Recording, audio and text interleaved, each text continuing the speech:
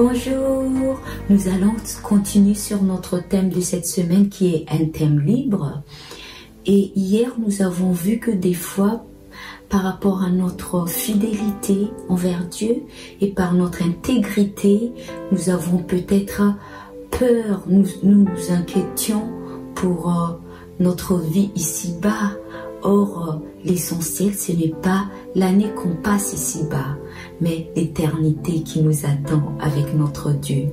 Et pour aujourd'hui, donc, j'aimerais vous parler de quelque chose qui est très importante pour avancer dans la vie de tous les jours. La fidélité. Être fidèle en notre parole, être fidèle en tout ce qu'on fait. Je vais prendre un exemple simple.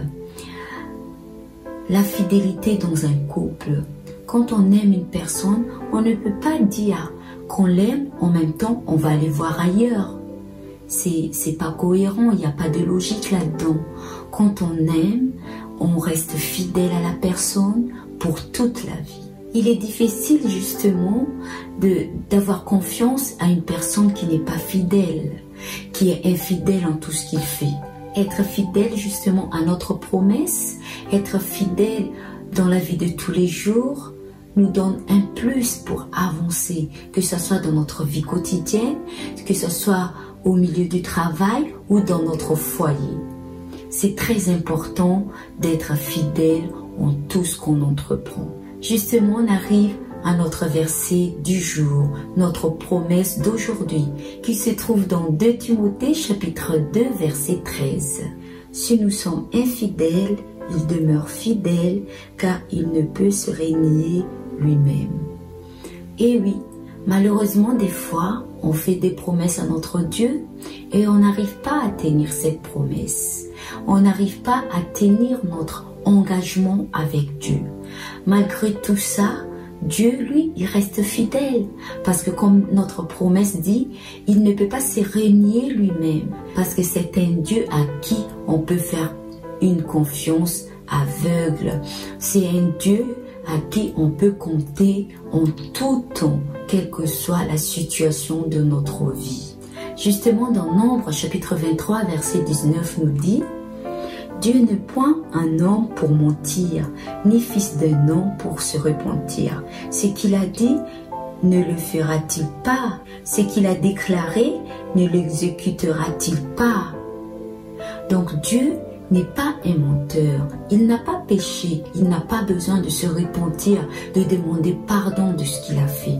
C'est un Dieu à qui on peut compter, comme je viens de dire, en tout temps. Et surtout, c'est un Dieu qui est fidèle, avec qui on peut avoir une confiance aveugle, avec qui on peut faire une totale confiance. Parce que ce Dieu, il ne va pas changer, il va tenir ses promesses.